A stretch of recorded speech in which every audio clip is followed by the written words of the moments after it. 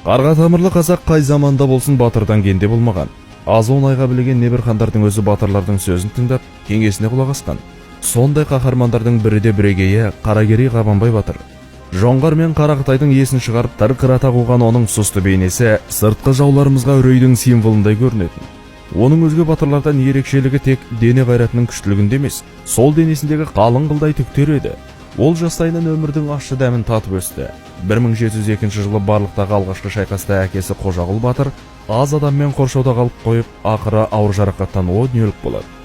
Бұл кезде Қабанбай 11-ге жаңадан толған еді. Даңқты батыр Қожағұл өмірден өткеннен кейін ел арасында бірлік кетіп, оны көріп отырған ойраттар ел жұрт аманда тапа-тал түсте қазақ ауылдарын емін-еркін тонап, білгендерін істеуді шығарды. Бірлігі кеткен ауылдарды ойрандап, пәк қыздарын күң, бек ұлдарын құл етуге көшті.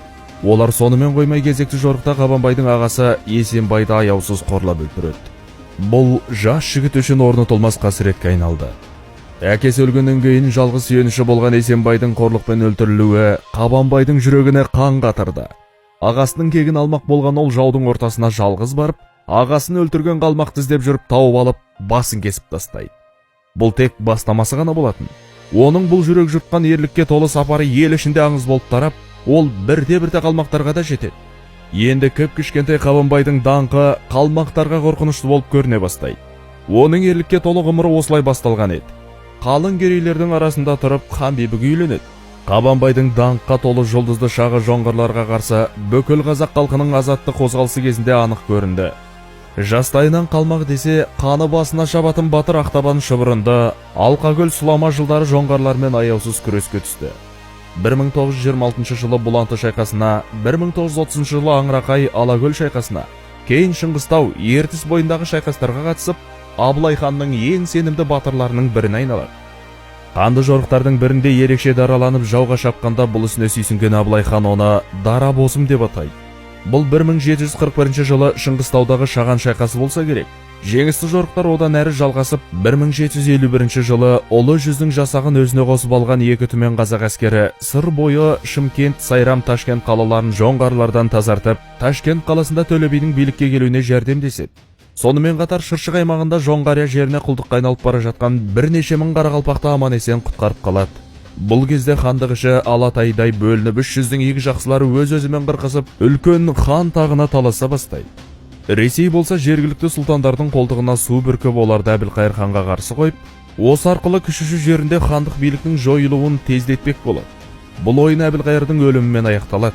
Қанды оқиғадан кейін Қабанбай Барақ сұлтанды ханның өлімі үшін кінәлап, жоңғарлармен ауыз жаласуға ұмтылуын сынға алады. Бұл да Қабанбайдың саяси сипатын көрсетті. Ол ешқашан өзге елдің бодандығын қабылдамаған адам. Оның таңдауы не өлім, не бостандық ұрандары секілді естіледі. Оның ел ішінде абыройының өскендігі сондай, 300-дің ханы онымен санасуға, ақылына құлақ асуға мәжбүр болды. Бұл ел басына күн туған сәтте ер етегімен су кешкен қысылтаяң шақ ердің майданда шыңдалатын сәт еді. Бас-басына би болған төре тұқымдарының әруағы қашып, елдің ауыр жүгі қарадан шығып хандыққа көтерілген батырлар мен билерге артылған дәуір болатын. Міне, дәл осы кезде Абылай хан бастаған қазақ батырларының алтын ғасыры туды. Олардың ерліктерін әйгілі жаулар жырға қосып, нағыз ертегі қылып айтты. Бұл тірі аңыздар болатын. Олардың көш басында туыстаушы Қаракерей Қабанбай, Қанжығалы Бөгенбай, Шапырашты Наурызбайлар тұрды. 1750 жылдан кейін қазақ даласын, әсіресе оңтүстік аудандардағы қалалы аймақтарды жоңғарлардан азат ету майданы басталды. Бұл ұзаққа созылған соғыстың соңғы эпизодтары болатын. Жоңғарлар өз ішінде ыдырап, одан қала берді Қытай тарапынан қатты теперіш көрді. Өз басымен өзі қайғы болған жоңғарлар қазақ даласында бекінген пункттерден бірте-бірте шегіне берді. Енді ол бекеттерді қорғайтын әскерлер отандарына, Жоңғарияға қайтуды армандай бастады. Жер-жерден бас көтерген қазақтың жау жүрек жігіттері жоңғар қосындарын талқандап кетіп жатты. Саны аз, бірақ орасан зор территорияға ие бола алмаған Шашыранды Қабанбай бастаған қол Іле, Балқаш, Қаратал өңірлерін жаудан тазартуға қатысты. Тарбағатай жеріне жеткен жасақтың бір бөлігін бастаған оның басшылығымен Қаракөл мен Нарынды, Үржар мен Қатынсуды, Алакөл мен Барлықты азат етіп, тегістік бағыттағы Бөгенбай әскеріне барып қосылды. Қазақ әскерлерінің жан шыдатпас соққыларынан тырқырап қашқан жоңғарлар Баспан Базар, Шоңға Маңырақ шайқастарында ойсырай жеңіліп, Шығысымыздағы Зайсан Марқакөл күршім өңірлерін басса қолап қашады. Ертіс пен Зайсан Тарбағатайдың баурайын сонау Қасымхан дәуірінен бастап қоныстана бастаған ойрат тайпалары бұл араны өз әкесінен қалған мұрадай еркін тайраңдап, кешегі тәуекел мен Қақназар тұсында қазақтарға бағыныштылығын мойындағанымен жерден көше қоймаған. Тіпті Есім ханның кәрінен сескенбеген олар ертістен өтіп қазақ ауылдарын батысқа қарай ығыстыра бастаған. Міне, енді осы жерлер жаудан тазартылды. Ақыры 1758 жылы әлем картасынан Жоңғария деген мемлекет жойылып кетті. Кезінде жарты әлемді жауламақ болған ел енді Қытай империясының жай бір провинциясы болып қалды. Бұл оқиға бүкіл Азия құрлығына жаңалық болды.